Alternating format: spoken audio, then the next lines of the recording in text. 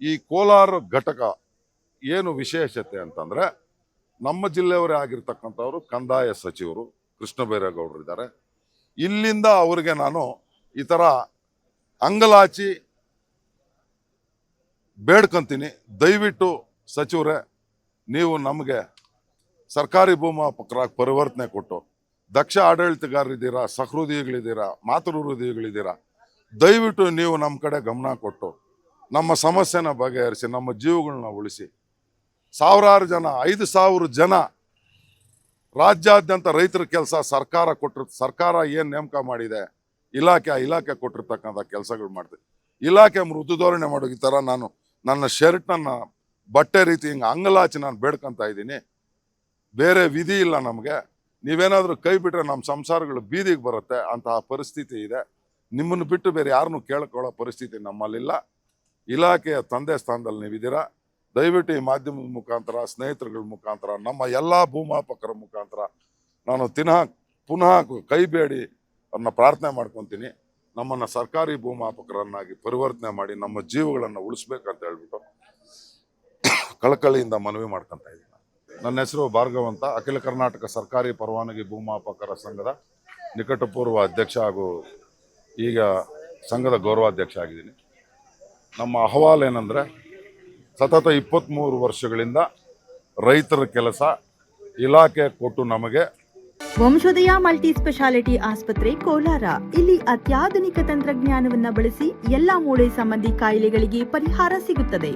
ಮೊಣಕಾಲು ನೋವು, ಬೆನ್ನು ನೋವು, ಸ್ಪೋರ್ಟ್ಸ್ ಸಂಬಂಧಿ ಸಮಸ್ಯೆಗಳು, ಮೂಳೆ ಮುರಿತ, ಸ್ಪೈನ್ ಶಸ್ತ್ರಚಿಕಿತ್ಸೆ, ಜಾಯಿಂಟ್ ರೀಪ್ಲೇಸ್ಮೆಂಟ್ ರೀತಿಯ ಎಲ್ಲಾ ಮೂಳೆ ಸಂಬಂಧಿ ಚಿಕಿತ್ಸೆಗಳಿಗಾಗಿ ಸಂಪರ್ಕಿಸಿ 7270727770 ವಂಶೋದಯ ಆಸ್ಪತ್ರೆ ಕೋಲಾರ. ಇಲಾಖೆ ನಮ್ಮನ್ನ ಜೀತದಾಳುಗಳಿಗಿಂತ ಹೀನಾಯವಾಗಿ ದುಡಿಸಿಕೊಂಡು ನಮಗೆ ಯಾವುದೇ ರೀತಿಯಾದ ಸರ್ಕಾರಿ ಭೂಮಾಪಕರಿಗೆ ಸಿಗ್ತಾ ಇರ್ತಕ್ಕಂಥ ಸೇವಾ ಭದ್ರತೆ ಆಗಲಿ, ವೇತನ ಆಗಲಿ, ಏನೂ ಯಾವುದೇ ರೀತಿಯಾದ ಸಹಾಯ ಆಗಲಿ ಮಾಡಿರೋದಿಲ್ಲ. 23 ವರ್ಷಗಳಿಂದ ನಮ್ಮ ಅಹವಾಲನ್ನು ಇದೇ ಥರ ಅವ್ರಿಗೆ ಕೇಳ್ಕೊಂಬಂದಿದ್ದೀವಿ. ಕೇಳ್ಕೊಂಬಂದರೂ ಸಹ ಯಾವುದೋ ಒಂದು ತಾಂತ್ರಿಕ ದೋಷ, ತಾಂತ್ರಿಕ ಕಥೆಯಿಂದ ಕೂಡಿದೆ, ಮಾಡೋಕ್ಕೆ ಬರೋದಿಲ್ಲ, ಹಾಗೆ ಹೀಗೆ ಅಂತ ಮೀನಾಮೇಷ ಎಣಿಸಿ ನಮ್ಮನ್ನು ಈ ಜೀತದಾಳುಗಳಿಗಿಂತ ಕೀಳು ಪದ್ಧತಿಯಲ್ಲಿ ನಮ್ಮನ್ನು ನೋಡಿಕೊಂಡು ಸರ್ಕಾರಕ್ಕೆ ಸುಳ್ಳು ಮಾಹಿತಿ ಕೊಟ್ಟು ನಮ್ಮನ್ನು ದುಡಿಸ್ಕೊತಾ ಇದ್ದಾರೆ. ಆದರೂ ಸಹ ತೃಪ್ತಿಯಿಂದ ನಾವು ಕೆಲಸ ಮಾಡ್ತಾ ಇದ್ದೀವಿ. ಕಾರಣ ಏನಂತಂದರೆ, ಅನ್ನದಾತನ ಕೆಲಸ ನಾವು ಮಾಡ್ತಾ ಇರೋದು, ರೈತಾಪಿ ವರ್ಗದ ನಾವು ಕೆಲಸ ಮಾಡ್ತಾ ಇದ್ದೀವಿ. ಅದಕ್ಕೋಸ್ಕರ ನಾವು ಅವರ ಒಂದು ಕೃಪಾಶೀರ್ವಾದದಿಂದ ನಾವು ಬದುಕ್ತಾ ಇದ್ದೀವಿ. ಅದು ಬಿಟ್ಟರೆ ವಿನ ಇಲಾಖೆಯಿಂದ ಯಾವುದೇ ರೀತಿಯಾದ ನಮಗೆ ಸವಲತ್ತುಗಳಿಲ್ಲ.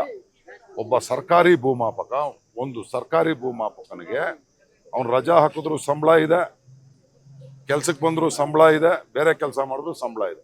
ನಾವು ಕೆಲಸ ಮಾಡಿದ್ರೆ ಸಂಬಳ ಇದೆ, ಇಲ್ಲ ಅಂದರೆ ಇಲ್ಲ. ಪೀಸ್ ವರ್ಕ್ ಕೊಡ್ತಾರೆ, 23 ಕಡ್ತ ಮಾಡಿದ್ರೆ 1,200 ರೂಪಾಯಿ, ಅದು ಕೂಡ ಸರಿಯಾಗಿ ಕೊಡಲ್ಲ. ಅವ್ರಿಗೆ 46,000 ರೂಪಾಯಿ ಮಿನಿಮಮ್ ಇಂದ 1.5 ಲಕ್ಷ 2 ಲಕ್ಷ ಸಂಬಳ ಬರುತ್ತೆ. ನಮಗೆ ಬರೋದು ಎಷ್ಟು ಸಂಬಳ ಅಂತಂದ್ರೆ, ನಾವು ಮಾಡಿರ್ತಕ್ಕಂಥ ಕೆಲಸಕ್ಕೆ 2,000ದಿಂದ 12,000 ಒಳಗಡೆ. ಈ ಸಂಬಳ ನಾವು ತಗೊಂಡು ಸರ್ಕಾರಿ ಭೂಮಾಪಕರು ಏನು ಕಾರ್ಯನಿರ್ವಹಿಸ್ತಾ ಇದ್ದಾರೋ ಅಷ್ಟೇ ಕಷ್ಟದಿಂದ ನಾವು ಕಾರ್ಯನಿರ್ವಹಿಸ್ತಾ ಇರೋದಕ್ಕೆ ಯಾಕೆ ಈ ಮಲತಾಯಿ ಧೋರಣೆ ನಮ್ಗೆ ಇಲಾಖೆ ಮಾಡ್ತಿದೆ ಅಂತ ಅರ್ಥ ಆಗ್ತದೆ. ಇಲಾಖೆಗೆ ಯಾಕೆ ನಮ್ಮ ಮೇಲೆ ಈ ಧೋರಣೆಗೆ ಅವ್ರಿಗೇನಾದರೂ ಪ್ರಭಾವ ಬೀರಿರ್ತಕ್ಕಂಥ ಅನುಕೂಲಗಳೇನಾದ್ರೂ ಇದೆಯಾ? ಇಲ್ಲ ನಾವು ಎಷ್ಟು ಸೋತು, ಎಷ್ಟು ನಮ್ಮ ಜೀವಗಳನ್ನು ಕಳ್ಕೊಂಡು ಸುಮಾರು ಜನ ಸತ್ತೋದ್ರು, ಇನ್ಶೂರೆನ್ಸ್ ಇಲ್ಲ, ಇನ್ಶೂರೆನ್ಸ್ ಮಾಡಿಸಿ ಅಂದ್ರೂ ಮಾಡ್ಕೊಳ್ಳಿಲ್ಲ ಇಲಾಖೆಯಲ್ಲಿ. ಕನಿಷ್ಠ ಪಕ್ಷ ಸೌಜನ್ಯ ಇಲ್ಲ, ಋತುಚಕ್ರ ಅಂತ ಬರುತ್ತೆ ಹೆಣ್ಮಕ್ಳಿಗೆ, ರಜಾ ಇಲ್ಲ.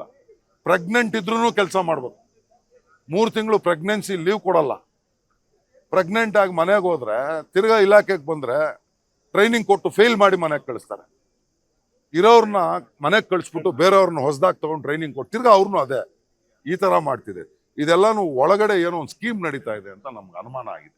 ಈ ಅನುಮಾನನ ಪ್ರಶ್ನೆ ಮಾಡಿ ಸಾಕಾಗಿ ಈಗ ಬಂಡೆದ್ದಿದ್ದೀವಿ. ರಾಜ್ಯಾದ್ಯಂತ ಕಂದಾಯ ಇಲಾಖೆಯಲ್ಲಿ ಒಂದು ಅಂಗವಾಗಿರ್ತಕ್ಕಂಥ ಸರ್ವೆ ಇಲಾಖೆ 4 ವಿಭಾಗಗಳಿದ್ದಾವೆ: ಬೆಳಗಾವಿ, ಗುಲ್ಬರ್ಗ, ಮೈಸೂರು, ಬೆಂಗಳೂರು.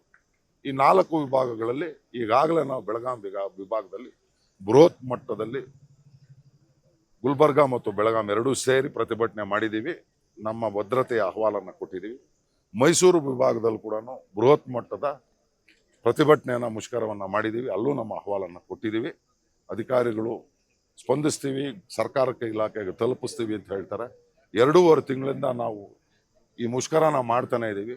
ನಮ್ಮನ್ನು ನೀವು ಯಾರು ಅಂತ ಕರೆದು ಕೇಳೋದಿಲ್ಲ. ಕರೆದು ಕೇಳಿದ್ರು ಅದೇ ರಾಗ ಅದೇ ಹಾಡು, ಕೆಲಸ ಮಾಡೋಗಿ, ಇಲ್ಲಾಂದ್ರೆ ನಿಮ್ಮನ್ನು ಸಸ್ಪೆಂಡ್ ಮಾಡ್ತೀವಿ, ಡಿಸ್ಮಿಸ್ ಮಾಡ್ತೀವಿ, ಮನೆಗೆ ಕಳಿಸ್ತೀವಿ ಅಂತ ಬ್ಲಾಕ್ ಮೇಲ್ ಮಾಡಿ ಇದು ಮಾಡ್ತಾರೆ. ಯಾಕೆ ಮಾಡೋದಿರು? ರೈತರ ಕೆಲಸ ಇಲಾಖೆ ಮಾಡಿಸಿರೋ ನಮ್ಮ ಕೈಲೇ ತಾನೆ. ನಮ್ಮನ್ನು ಬಿಟ್ಟು ಬೇರೆ ಹೊರಗಡೆಯಿಂದ ಕರ್ಕೊಂಬಂದ್ರೆ ಅವ್ರಿಗೂ ಟ್ರೈನಿಂಗ್ ಕೊಟ್ಟು ಎಷ್ಟಾ ಬಾಸ್ 6 ತಿಂಗಳಾಗುತ್ತೆ. 3 ತಿಂಗಳು ಇವಾಗ ಮಾಡಿ ನೆಕ್ಸ್ಟ್ ಪ್ಲಾನ್ ಇನ್ನೊಂದು 3 ತಿಂಗಳು ವೆಯ್ಟ್ ಮಾಡಿಸ್ಬಿಟ್ಟು ಬೇರೆಯವ್ರನ್ನ ಕರ್ಕೊಳ್ಳೋದು ಅಂತ ಒಂದು ಉಪಾಯ ಇರ್ಬೋದು ಅವ್ರದ್ದು. ನಮ್ಗೆ ಅನುಮಾನ ಬರ್ತಾ ಇದೆ ಈಗ ಇಲಾಖೆ ಮೇಲೆ. ಇದೊಂದು ನಮಗೆ ಸಮಸ್ಯೆ ಆಗಿದೆ. ಮತ್ತು ನಾವು ಯಾವುದೇ ಕಾರಣಕ್ಕೂ ಈಗ 2 ಅಜೆಂಡಾ ಇಟ್ಕೊಂಡಿದ್ದೀವಿ. ಒಂದು, ನಮಗೆ ಪರ್ಮನೆಂಟ್ ಅಜೆಂಡಾ ಏನಂತಂದರೆ, ಏನು 23 ವರ್ಷಗಳಿಂದ ತಹಲ್ ಅಂದರೆ ಈಗಿನವರೆಗೂ ಹಂತವಾಗಿ ನಮ್ಮನ್ನು ಯಾವ ಥರ ನಮ್ಮನ್ನು ಅವರು ನೇಮಕ ಮಾಡ್ಕೊಂಡಿದ್ದಾರೆ ಪರವಾನಗಿ ಭೂಮಾಪಕರಾಗಿ, ನಮ್ಮನ್ನು ವಿಶೇಷ ನೇಮಕಾತಿ ಅಡಿಯಲ್ಲಿ ನಮ್ಮದೇ ಆಗಿರ್ತಕ್ಕಂಥ ಒಂದು ಕಡತ ಇದೆ.